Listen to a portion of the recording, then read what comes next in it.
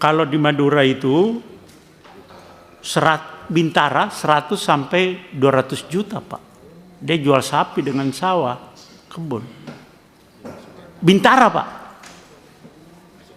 Nah, ini kan problema semua, Pak, yang harus kita ini benang yang kusut ini, Pak.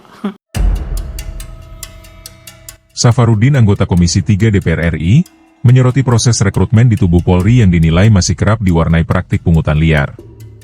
Hal itu ia ungkapkan dalam rapat panja reformasi kepolisian, kejaksaan, dan pengadilan pada Selasa, 2 Desember 2025, Komisi 3 bersama pakar hukum Universitas Al-Azhar Indonesia Suparji Ahmad, tenaga ahli Jaksa Agung Barita Simanjuntak, dan Ketua Komisi Yudisial Amzulian Rifai. Politisi PDI Perjuangan yang juga merupakan purnawirawan Polri ini mencontohkan fenomena yang terjadi di Madura, Jatim. Ia menyebutkan angka fantastis yang harus disiapkan oleh calon pendaftar, bahkan hingga harus menjual aset. Dia bahkan berani mencontoh yang terjadi di Madura, di mana Bintara harus bayar 100-200 juta, dan harus menjual sapi dengan sawah dan kebun. Safarudin menceritakan pengalamannya saat masih aktif berdinas dan mencoba membenahi sistem rekrutmen Polri. Menurutnya praktik-praktik pungli itu menjadi hal yang lazim. Mantan Kapolda Kalimantan Timur ini menilai, reformasi kultural menjadi tantangan terberat di tubuh Polri dibandingkan reformasi secara struktur kelembagaan. Untuk menekan angka pungli di tubuh Polri, ia mengusulkan adanya peningkatan kesejahteraan bagi aparat penegak hukum. Namun hal itu diiringi dengan sanksi tegas jika terbukti melakukan pelanggaran. Untuk mengurangi praktik pungli di tubuh Polri, ia mengusulkan peningkatan kesejahteraan bagi aparat penegak hukum, disertai penerapan sanksi tegas bagi mereka yang terbukti melakukan pelanggaran. Dari pengalamannya sebagai purnawirawan dan mantan Kapolda, ia menggambarkan bahwa pungli bukan sekadar isu sesekali, melainkan persoalan kultural yang telah berlangsung lama dan sulit diberantas tanpa komitmen yang kuat. Melalui sorotan tersebut, rapat panja kembali menegaskan pentingnya reformasi menyeluruh dalam proses rekrutmen Polri agar praktik pungli dapat diminimalkan. Usulan dan pengalaman yang disampaikan Safarudin menjadi bahan pertimbangan bagi Komisi 3 dalam memperkuat kebijakan serta memastikan proses seleksi anggota kepolisian berjalan lebih transparan, adil, dan bebas dari penyimpangan. Saya mencoba untuk merenung-renung gitu, Pak, ya. Apa sih yang sebetulnya sekarang kan di pemerintah juga sedang bergulir reformasi Polri gitu ya. Polri sudah dicanangkan reformasi Polri yang seperti yang Prof tadi sampaikan, itu sudah ada buku biru, itu sudah dipikirkan oleh pakar-pakar waktu itu, yaitu struktural, instrumental, dan kultur. Kita jangan lupa kesejahteraan harus ditingkatkan. Kira-kira gaji polisi jaksa itu berapa sih? Supaya mereka tidak mau lagi memainkan kasus, Pak. Ini susah. Kasusnya triliun, gajinya hanya sekian juta, Pak. Dia bawa pulang. Sekarang kan sudah ada tunjangan kinerja, tapi itu tidak ngangkat, Pak. Kalau mungkin gajinya 300 juta seumpamanya per orang, mau disogok juga nggak mau mungkin, seumpamanya. Nah ini kan ada hitungan-hitungannya nanti. Nah ketika dia memainkan kasus, pecat. Hukuman yang tegas, tetapi kesejahteraan harus ditingkatkan. Nah tentu kan negara-negara luar juga begitu, tapi memang gajinya cukup tinggi gitu loh, Pak. Nah kan tentunya juga akan kita pikirkan kondisi keuangan negara. Seperti apa sih? Ya mungkin bertahap. Tetapi yang susah banget kultur, Pak. Kultur. Dia gajinya sekian. Terus di daerahnya ada tambang, Pak.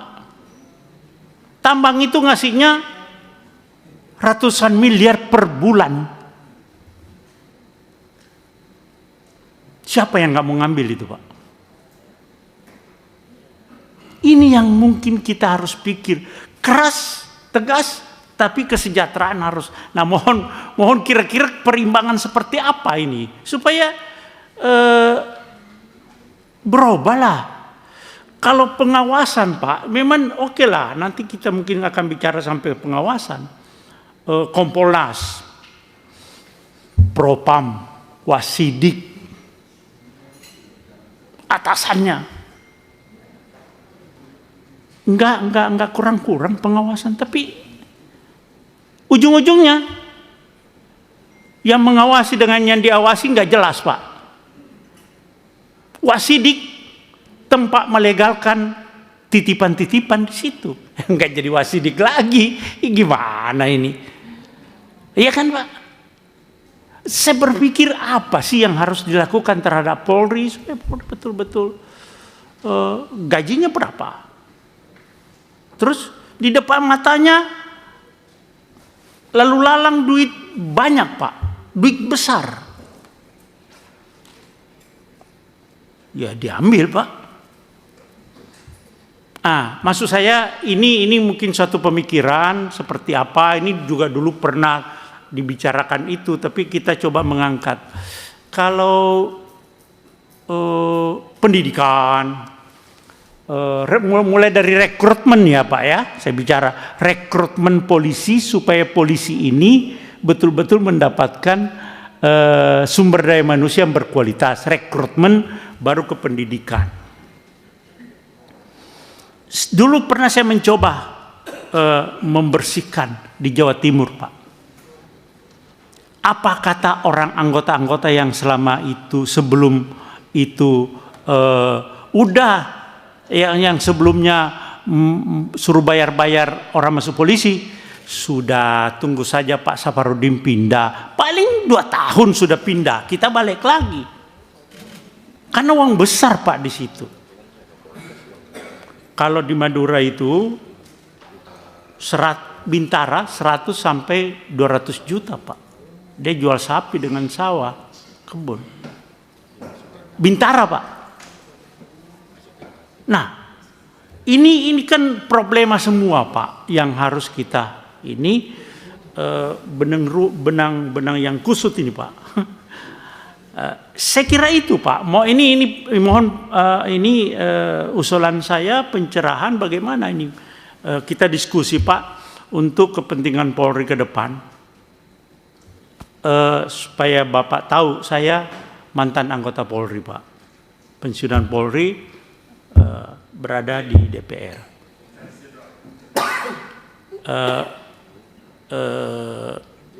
Saya pernah menjadi polisi, tapi tidak kebangetan seperti ini gitu loh Pak. Tidak kebangetan Pak. Bapak boleh cek, saya latar belakang saya pernah jadi Kapolres di Surabaya Timur, saya pernah Karopers, Kapolres Jakarta Barat, kita sudah berusaha untuk memperbaiki Pak. Tapi ya bolak-balik begitu. Kapan kita bisa? Tentunya juga memang ada yang berpikir ya reformasi kultur. Tapi gajinya nggak cukup, mau gimana Pak? Mereka hidup di kota-kota besar. Saya kira itu Pak yang ini nanti mungkin diskusi kita akan lebih berlanjut nanti. Terima kasih Pak Pimpinan. Assalamualaikum warahmatullahi wabarakatuh. Download Tribun X sekarang. Menghadirkan lokal menjadi Indonesia.